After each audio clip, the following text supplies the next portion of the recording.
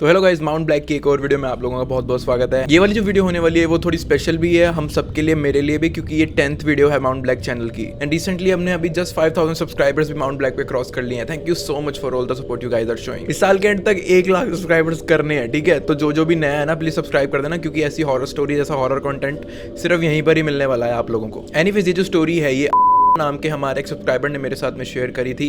And ये story 2011 के time में उनके फैमिली के अंदर में हुई थी। एंड मेनली ये स्टोरी इनकी चाची के आसपास में रिवॉल्व अराउंड करने वाली है, जो कि 2011 के टाइम में ही एक पोजेशन का शिकार हो गई थी। एंड उसके आसपास की जो कहानी है, जब मैंने खुद रीड करी थी, इट वॉज रियली टेरिफाइंग। सो मेरे साथ इस स्टोरी के एंड तक जरूर बने रहना, एंड आप लोगों को भी बहुत मजा जरूर आने वाला है। हमारे घर में सबसे बड़ी अभी फिलहाल मेरी दादी हैं, एंड उनसे बड़े जो हैं वो मेरे खुद के फादर हैं। एंड हमारे घर में जो कुछ भी डिसीजन लिया जाता है वो इन सब से पूछकर ही लिया जाता है। मेरी आंट यानी कि मेरी चाची एंड मेरी दादी के बीच में अक्सर काफी ज्यादा लड़ाइयाँ होती रहती थी। एंड इन्हीं लड़ाइयों से परेशान होकर वो मायके भी अपने काफी जाने लग गई थी। एक बार ऐसा ही हुआ, इन दोनों की बहुत ज्यादा वर्बली बहस हो गई एंड वापिस से मेरी चाची मायके चली गई अपने। जो मेरे चाचा थे, जो मेरे अंकल थे, ऑब्वियसली वो उनको मनाने के लिए कुछ ना कुछ तो करने ही वाले थे। एंड वो अपनी खुद की मदर से इतना नहीं लड़ पाते थे, अदरवाइज उनकी मदर जो दादी है मेरी, वो इनसे भी काफ़ी ज़्यादा लड़ाई कर लेती थी अगर वो अपनी वाइफ से रिलेटेड कुछ भी उनको बोलते थे तो। हालांकि मेरे चाचा ने मेरी चाची को मनाने के लिए एक ऊटी का ट्रिप डिसाइड करा, प्लान करा बेसिकली। एंड इसके बारे में उन्होंने किसी को भी घर में नहीं बताया, एटलीस्ट स्टार्टिंग में तो बिल्कुल भी नहीं। एंड वो घर में सबको ये बोल देते हैं कि हम 3-4 दिनों के लिए कलकत्ता जा रहे हैं किसी जरूरी काम की वजह से। एंड ये कहकर मेरे चाचा जी एंड मेरी चाची ऊटी घूमने के लिए चले गए थे। होटल पहुंचते ही वो दोनों काफी ज्यादा थक चुके थे। उन्होंने सोचा कि क्यों ना होटल के रूम में ही खाना मंगवाकर खा लिया जाए, क्योंकि नीचे कहीं जाकर या फिर एक्सप्लोर करके जगहों को खाना मंगवाने में उनकी बिल्कुल भी हिम्मत नहीं बची हुई थी। उन्होंने अपने रूम में आराम से खाना वगैरह खा लिया था। एंड अगर उनके रूम की थोड़ी सी डिस्क्रिप्शन मैं आप लोगों को दूं तो वो कुछ ऐसा था। वो एक सिंगल रूम था एंड उस रूम के अंदर एक डबल बेड लगा हुआ था एंड बेड के जस्ट सामने एक बड़ी सी विंडो थी। एंड ये जो रूम था ये 3rd फ्लोर पर इन लोगों को अलॉट हुआ था। विंडो से नीचे देखने पर नजारा भी काफी सुंदर था। वहां पर अलग अलग टाइप के बड़े बड़े पत्थर जैसी कोई आर्किटेक्चर रखा हुआ था, बनाया हुआ था होटल वालों के थ्रू। मेरे जो चाचा हैं वो नीचे होटल वालों के जो है फाइनल फॉर्मेलिटीज पूरा करने के लिए गए हुए थे एंड चाची जो है वो रूम में अकेली ही थी उस टाइम पर। इतने में ही अकॉर्डिंग टू हर, जब वो रूम में अकेली थी तो उनको अपनी विंडो पे से किसी के स्लोली नॉक करने की आवाज आती है, जो उन्होंने फर्स्ट टाइम तो एकदम इग्नोर कर दी थी। ये नॉकिंग जेंटल से थोड़ी हार्श होती जा रही थी। इसी वजह से उन्हें लगा कि हवा की वजह से शायद विंडोज ऐसे वाइब्रेट कर रही हैं। तो वो जब सामने वाली विंडोज को बंद करने के लिए अपने बेड से उठी तो विंडो की तरफ आते ही मेरी चाची को विंडो के जस्ट बाहर एक पेल ह्यूमनली फिगर लेविटेट करती हुई नजर आती है, जिसकी आंखें पूरी तरह ब्लैक थी। एंड वो जो भी फिगरिन थी वो एकदम एक्सप्रेशनलेस थी। उसका इतना भयानक सा चेहरा देखकर अकॉर्डिंग टू माई चाची कोई भी इंसान कितना ही बहादुर क्यों ना हो डेफिनेटली डर जाता। मेरी चाची को देखते ही उस फिगरिन ने हल्की सी स्माइल करी एंड वो ये नज़ारा देखते ही सीधा बेहोश हो गई, कोलैप्स कर होटल के फ्लोर पर ही गिर गई। मेरे चाचा जी जैसे ही रूम में सारी फॉर्मेलिटीज वगैरह पूरी कर आए तो उन्होंने चाची को बेहोश ही वहां पर पाया। लेकिन उनको होश में लाते ही चाची सब कुछ बताने लग गई कि उन्होंने क्या क्या एक्सपीरियंस करा। एंड मेरे चाचा उनको यही बोल रहे थे कि ये सब तुम्हारा वहम होगा, ऐसे कोई डरने वाली बात नहीं है, तुम थोड़ा रिलैक्स हो जाओ, खुद को काम करने की कोशिश करो, सब कुछ ठीक है। लेकिन मेरी चाची इंसिस्ट कर रही थी कि बिल्कुल भी कुछ भी ठीक नहीं है, उन्होंने ऐसा कुछ पहले कभी नहीं देखा है एंड मेरे को इस रूम में बहुत ज्यादा डर लग रहा है। उनकी ये चीज सुनते ही, ये बात सुनते ही मेरे चाचा जी ने होटल वालों से रिक्वेस्ट करके अपना रूम जो है चेंज करने के लिए बोला। एंड वो रूम चेंज करना भी काफी ज्यादा मुश्किल सा ही टास्क था उनके लिए, क्योंकि वो ये सारी बातें बोलकर रूम चेंज करवाने के लिए बोलते तो शायद काफी ज्यादा अजीब हो जाती सिचुएशन। लेकिन कोई ना कोई बहाना मारकर उन्होंने फाइनली अपना रूम चेंज करवा ही लिया था। रूम चेंज करवाने के बाद 3-4 दिन, जितने भी दिन उन्होंने वहां पर बिताए अपने, उनके काफी अच्छे से गए। वो थोड़ा खुश हो गए एंड उन दोनों के बीच में जितनी भी मिसअंडरस्टैंडिंग्स थी, लड़ाइयाँ थी, वो भी सॉर्ट आउट हो गई थी। वो खुशी खुशी थोड़े दिन बाद घर पर वापस भी आ गए थे एंड अभी तक भी किसी को कुछ भी नहीं पता था कि ये दोनों कहाँ जाकर आए हैं। लेकिन जैसे ही मेरी चाची घर पर वापस आई तो उनका बिहेवियर बहुत ही ज़्यादा डिफरेंट हो गया था। उन्होंने बहुत ज़्यादा अकेले ही रहना शुरू कर दिया था एंड वो किसी से बात भी नहीं कर रही थी, which was very unlikely of her, because वो हमेशा अच्छे मूड में रहती थी, हमेशा सबसे बातें करना उनको बहुत ज़्यादा पसंद था एंड एक बहुत ही ज़्यादा जॉयफुल पर्सन थी वो। मेरी दादी अभी भी भी मेरी चाची से काफ़ी ज़्यादा नाराज़ थी, तो हमें लगा लड़ाई की वजह से शायद वो ऐसा कर रही हैं, किसी से शायद बात नहीं करने का मन होगा इनका। लेकिन मेरी चाची जब थोड़ी बहुत भी बात छेड़ती थी तो वो बस यही बोलती रहती थी कि उन्हें हर वक्त ऐसा लग रहा है that she is being watched. उन्हें कोई अननोन प्रेजेंस फील होती है जो कि उनके ऊपर नज़र बनाए हुए खड़ी है। उन्होंने मेरे चाचा को जब ये सब बातें बताई होंगी तो उन्होंने काफ़ी ज़्यादा वर्कलोड की वजह से एंड 3-4 दिन क्योंकि उन्होंने छुट्टी भी ले ली थी काम से, तो उनका काम काफ़ी ज़्यादा जो है उनके इकट्ठा हो गया था एंड उनके ऊपर प्रेशर काफ़ी ज़्यादा था। तो काम के प्रेशर में उन्होंने चाची की सारी बातों को एक बार के लिए इग्नोर कर दिया। ऊटी से वापसी आने के करीब 1 हफ्ते बाद की ये जो बात है मैं आप लोगों के साथ में शेयर करना चाहूँगा। रात के करीब 12 बज चुके थे। मेरे चाचा चाची आराम से अपनी ऊटी की ट्रिप्स की जो है बातें कर रहे थे एंड तभी उनको अपने दरवाजे पर फिर से वैसी ही एक नॉकिंग साउंड फील होती है जैसे कि उनको अपने होटल रूम के विंडो से आई थी। वो सोचने तो लगे एक बार कि इतनी रात को कौन हो सकता है, लेकिन हम जो हैं एक ही बिल्डिंग में रहते थे लेकिन अलग अलग फ्लोर्स के ऊपर, तो उन्हें लगा कि शायद किसी को मदद चाहिए होगी हमारी। तो मेरी चाची जो है गेट की तरफ चली जाती हैं। मेरी चाची ये बताती हैं कि जब उन्होंने गेट को खोला तो उनके सामने उनके हस्बैंड यानी कि मेरे चाचा जी खड़े थे। मेरे चाचा को अचानक अपने सामने ऐसे देखते ही जब उन्होंने वापस बेड की तरफ देखा तो इन रियलिटी तो वो वहीं पर ही मौजूद थे। वो ये नज़ारा देखते ही बहुत ही ज़्यादा चिल्लाते हुए रोते हुए वापस अपने बेड की तरफ आई एंड उन्होंने जब चाचा को बताया कि आपके जैसा दिखने वाला बिल्कुल एक इंसान अभी यहाँ पर खड़ा था एंड अब कोई भी नहीं है, मेरे को बहुत ज़्यादा डर लग रहा है। She started crying really loud. लेकिन चाचा जी ने सिचुएशन हैंडल करने की कोशिश करी, उनको काम डाउन करने की कोशिश करी, उनको बोलने लगे कि शायद ये सब तुम्हारा वहम होगा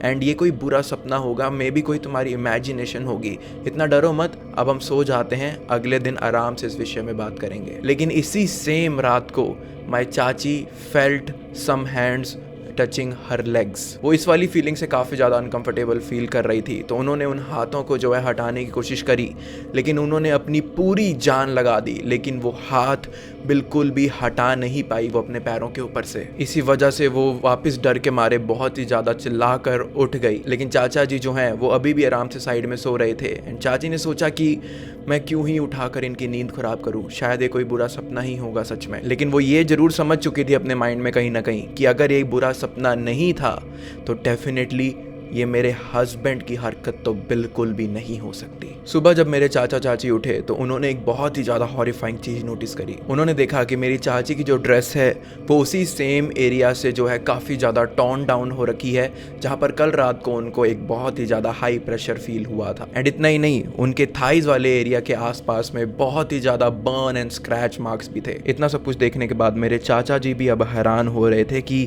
असल में ये सब में हो क्या रहा है उनके साथ में। इसी वजह से वो डिसाइड करते हैं कि सुबह होते ही मैं सब कुछ एक बार घर में सच सच बता दूंगा कि हम लोग कहाँ गए थे एंड हमारे साथ में ऐसी ऐसी चीज़ें हो रही हैं। मेरी दादी को जब सब कुछ चाचा जी ने बता दिया था तो मेरी दादी ने उनके ऊपर बहुत ही ज़्यादा गुस्सा करना शुरू कर दिया एंड स्टफ़ लाइक बीवी के गुलाम एंड ऐसी चीज़ें बोलना भी उनको शुरू कर दिया था, which was quite embarrassing for him actually. दादी से जब कोई हेल्प नहीं मिली तो उन्होंने डिसाइड करा कि वो एक बार डिफरेंट डॉक्टर्स को दिखाने का ट्राई करेंगे। लेकिन हमने बहुत सारे डॉक्टर्स को दिखाने का ट्राई करा एंड सारी की सारी रिपोर्ट, सभी डॉक्टर्स की रिपोर्ट एकदम नॉर्मल थी, everything was fine according to them. लेकिन बात तो हमें पता थी कि चीज़ें सही नहीं चल रही हैं, तो डॉक्टर भी हमारे यहाँ पर हेल्प नहीं कर पा रहे थे। हमने फाइनली ये डिसाइड करा कि हमारे यहाँ पर जो झाड़ा डालने वाले बाबा हैं एक बार हम उधर भी विजिट कर लेते हैं। हमारे यहाँ पर काफ़ी सारे बाबा जी हैं जो कि माने हुए हैं एंड हमारे घर में भी काफ़ी ज़्यादा मानते हैं उन लोगों को, जिनमें से एक हैं मधुर बाबा जी जो कि बड़े बाबा माने जाते हैं एंड एक भूंडू बाबा नाम के बाबा भी हैं जिनको हम अच्छे से जानते होते हैं। हम ये डिसाइड करते हैं कि पहले चाची को भूंडू बाबा के पास एक बार दिखा कर लेकर आते हैं। जब हम भूंडू बाबा के पास में गए तो उन्होंने कुछ मंत्र वगैरह पढ़ने शुरू कर दिए थे उनके सामने एंड मेरी चाची को जो है हल्का हल्का मारना भी शुरू कर दिया था, ये कह कर कि निकल जा इसके शरीर से, निकल जा इसके शरीर से। लेकिन यहाँ पर सिचुएशन थोड़ी अजीब ही हो गई थी।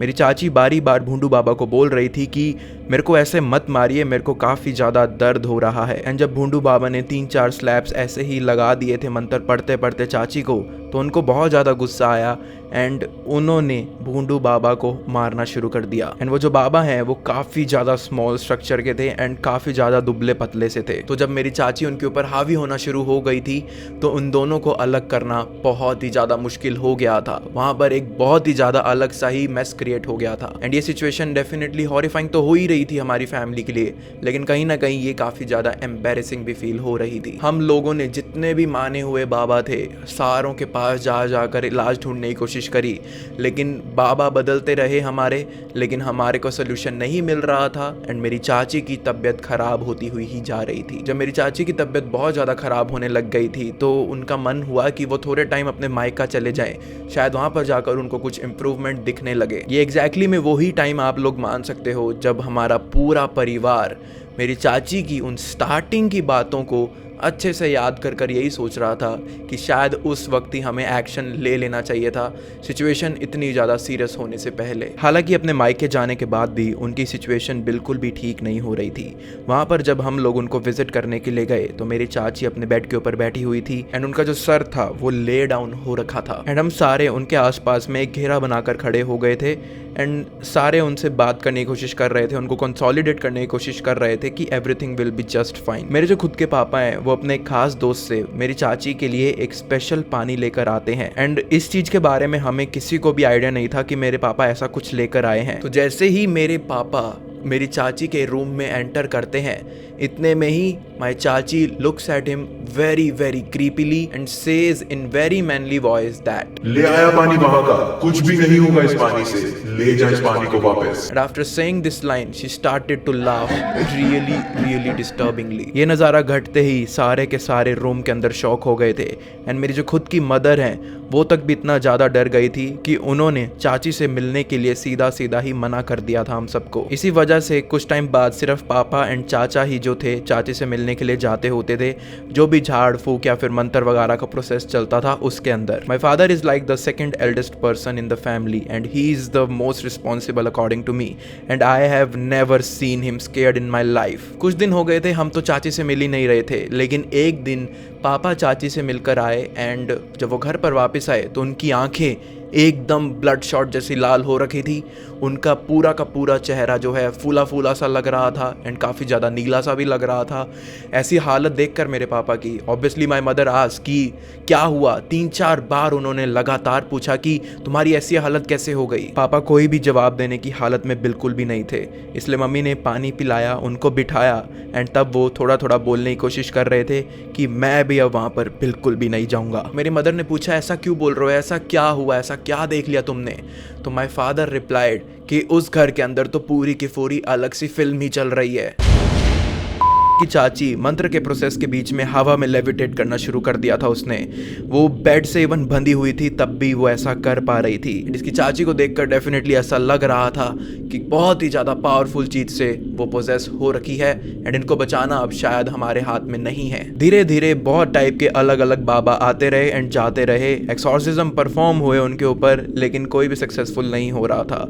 लेकिन फाइनली हमारे शहर के 2 सबसे बड़े बाबा, उनके अंदर जो स्पिरिट थी, उनके अंदर जो जिन्स मौजूद थे, उनको रिमूव करने में सक्सेसफुल हो जाते हैं। एनीवे जब फाइनली वो 2 बाबा सक्सेसफुल हो रहे थे मेरी चाची के अंदर से उन पोजेस चीज़ों को निकालने में, तो मेरे फादर ने एक बहुत ही बड़ी सी शैडो उनके बेड से दूसरे किनारे तक जाती हुई नोटिस करी। जब वो शैडो उस रूम में मौजूद चाची के अलावा सबने नोटिस करी तो उन बाबा ने हमें बताया कि ये जो लेडी है वो जिन्स ने यानी कि असली डीमंस ने पोसेस कर ली थी। ये जो डीमंस हैं ये दिखने में स्मोकलेस फायर जैसे से होते हैं, ये भी बिल्कुल हमारे जैसे ही होते हैं, ये भी बूढ़े होते हैं, इनकी भी शादी होती है, लेकिन फ़र्क सिर्फ इतना है कि इनका टाइम एंड इनका डायमेंशन बिल्कुल हम लोगों से अलग है। बाबा ने यह भी बताया कि 3 डीमन ब्रदर्स ने इस लेडी को ऊटी वाले होटल जाते हुए रास्ते में फॉलो किया था एंड जब ये रूम के अंदर अकेली थी एंड बेहोश हो गई थी तो इनको फाइनली एक्सेस मिल गया था इनकी बॉडी को पोजेस करने के लिए, क्योंकि जब ये बेहोश पड़ी हुई थी ज़मीन पर तब ये सबसे ज़्यादा वल्नरेबल थी मेंटली एंड इसी वजह से ये लोग इतना ज़्यादा हावी हो गए थे इनकी बॉडी के ऊपर। एनीवेज इन सारे जिन्स को हम फाइनली इस बॉडी से रिमूव कर चुके हैं एंड ये लेडी कुछ ही दिनों में एकदम नॉर्मल हो जाएगी। एंड ऐसा हुआ भी, थोड़े दिनों में ही मेरी चाची ये सारी चीज़ें भुलाकर जैसी जॉयफुल पर्सन होती थी वैसी ही बनती जा रही थी। एंड इसी के साथ साथ इस स्टोरी में जो है हम कह सकते हैं कि फाइनली उनकी फैमिली एंड उनकी चाची की फैमिली को एक हैप्पी एंडिंग मिल गई थी। एक्चुअली द थिंग इज कि जहाँ पर भी सब्सक्राइबर का नाम मैंने वीडियो में लिया है उसको मैंने म्यूट कर दिया या बीप कर दिया, क्योंकि इन्होंने मेल के एंड में लिखा हुआ था कि मेरा नाम मत लेना। एंड पूरी स्टोरी रीड करने के बाद मैंने वो चीज़ को नोटिस करा, तो इसी वजह से मैंने जो है लास्ट में इनका जहाँ जहाँ पर भी नाम लिया था उसको पूरा म्यूट कर दिया है। लेकिन आई होप कि अगर आप ये वीडियो देख रहे हो एंड जिस वे में मैंने प्रेजेंट किया है आपकी स्टोरी को, आपको जरूर मजा आया होगा। एज ऑलवेज दोस्तों, अगर आप लोग अपनी हॉरर स्टोरीज मेरे साथ में शेयर करना चाहते हो तो गो हैड mountblackstories@gmail.com पर जाकर अच्छे से डिटेल में व्हाट्सएप लैंग्वेज में मेरे को शेयर कर दो, ताकि मेरे लिए रिकॉर्डिंग्स वगैरह करना या उसको रीड करना ईजी हो जाए। एनीवेज, अगर आप फ्यूचर में भी ऐसा ही हॉरर कंटेंट एंजॉय करते रहना चाहते हो तो आप बस माउंट ब्लैक को सब्सक्राइब करके रख लो एंड बाकी सब आप मेरे पर छोड़ दो। आज ही होना था क्या जागरण।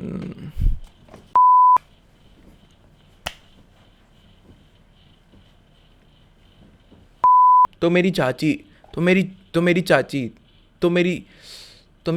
जो है बहन, मेरी चाची जो है